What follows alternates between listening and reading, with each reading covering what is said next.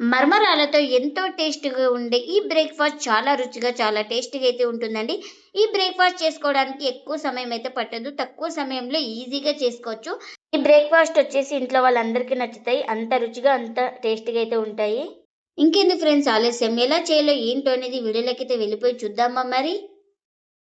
ఇంకా ముందుగా ఒక మిక్సీ జార్ అయితే తీసుకొని అందులోకి ఒక 2 కప్పుల దాకా మరమరాలు అయితే వేసుకోవాలి.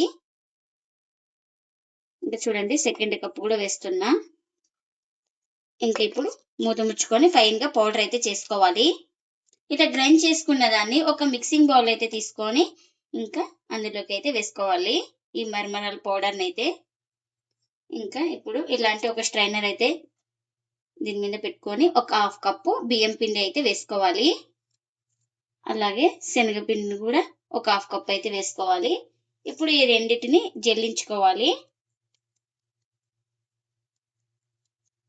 ఇంకా ఇప్పుడు ఇందులోకి రుచికి తగినంత సాల్ట్ అయితే వేసుకోవాలి.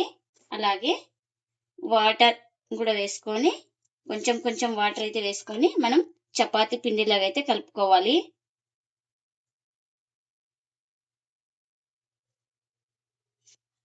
అంటే పిండిని అయితే ఇలా సాఫ్ట్‌గా కలుపుకున్న తర్వాత ఇప్పుడు ఒక స్పూన్ ఆయిల్ అయితే వేసుకోవాలి.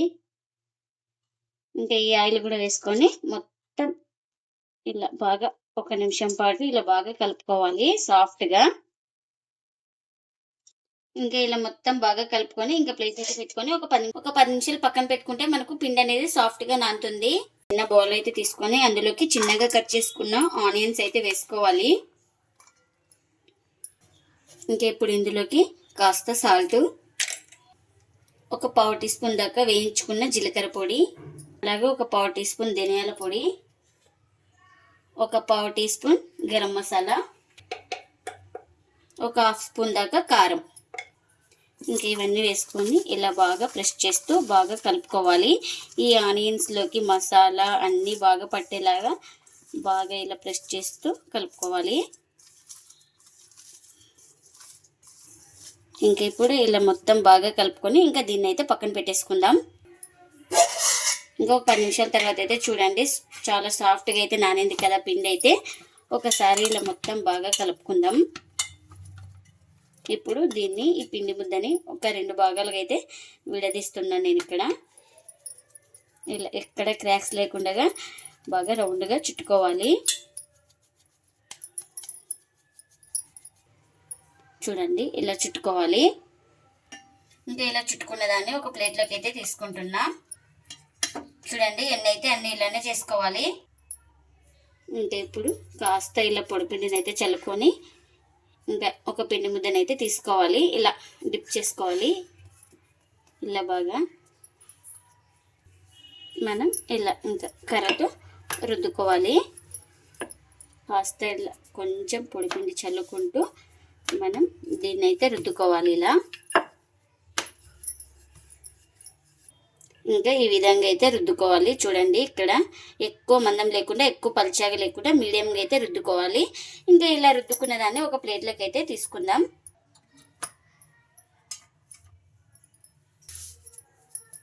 ఇంకా మరొక పిండి ముద్దను కూడా తీసుకొని సేమ్ ఇలానే పొడిపిండి చల్లుకొని ఇలా డిప్ చేసుకుంటూ మనం రుద్దుకోవాలి.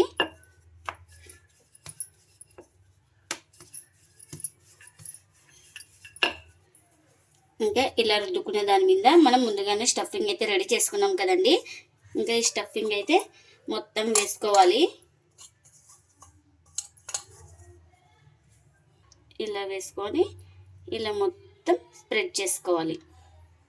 కొంచెం కార్నర్ అయితే గ్యాప్ ఉండాలి. ఇంకా ఇలా మరొకటి తీసుకొని ఇప్పుడు ఇలా పైన అయితే కవర్ చేయాలి.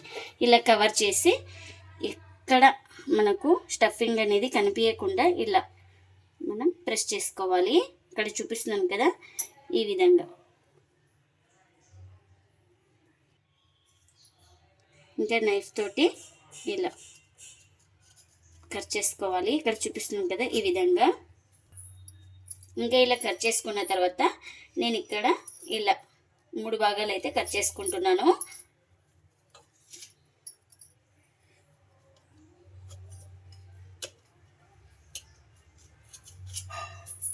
ఇంకా ఇలా కట్ చేసుకున్న తర్వాత ఇంకా మనకి ఎక్కడైనా స్టఫింగ్ అనేది కనిపిస్తే ఇలా ప్రెస్ చేసుకోవాలి.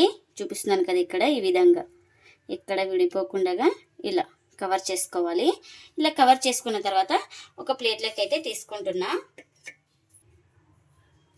చూడండి ఇలా స్టఫింగ్ కనిపించకుండా ఇలా కవర్ చేసుకోవాలి మనం.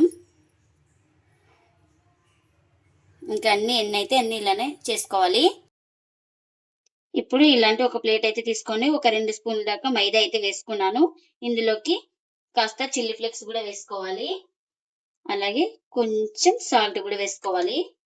ఇంకా ఇప్పుడు చిన్నగా కట్ చేసుకున్న ఇలా కొత్తిమీర కూడా వేసుకోవాలి.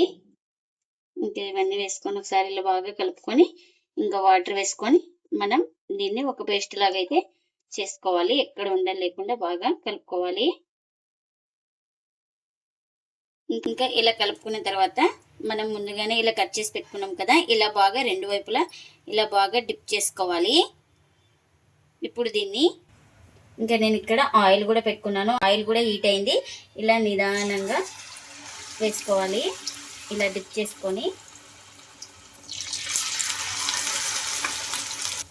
అంటే చూడండి కడాయికి ఎన్ని పడితే అన్ని వేసుకోవాలి. ఒక సైడ్ కాలిన తర్వాత మరోవైపు అయితే టర్న్ చేసుకోవాలి. ఇంకా ఒక సైడ్ కాలిన తర్వాత ఇలా నిదానంగా ఇంకొక వైపు అయితే టర్న్ చేసుకోవాలి. ఇంకా చూడండి ఇలా నిదానంగా టర్న్ చేసుకోవాలి. ఇంకా అటు ఇటు తిప్పుతూ బాగా క్రిస్పీగా వచ్చే వరకు అయితే ఫ్రై చేసుకోవాలి వీటిని. ఇంకా ఇవైతే మనకు రెడీ అయిపోయినాయండి. అటు ఇటు తిప్పుకుంటూ బాగా క్రిస్పీగా వచ్చే వరకు అయితే కాల్చుకున్నాను. ఇంకా ఇలా రెడీ అయిపోయిన వాటిని ఒక ప్లేట్లోకి అయితే తీసుకుంటున్నా.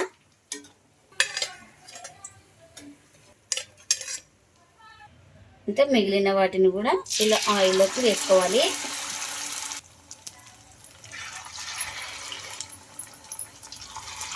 ఇంకా చూడండి కడాయికి ఎన్ని పడితే అన్ని వేసుకోవాలి. ఇవి కూడా ఒక సైడ్ కాలిన తర్వాత మరోవైపు అయితే టర్న్ చేసుకోవాలి. ఇంకా ఇలా ఒక సైడ్ కాలిన తర్వాత ఇలా ఈ వైపు కూడా ఇంకొక వైపు ఇలా టర్న్ చేసుకోవాలి. ఇలా నిదానంగా ఇంకా వీటిని కూడా అటు ఇటు తిప్పుకుంటూ బాగా క్రిస్పీగా వచ్చే వరకు అయితే ఫ్రై చేసుకోవాలి.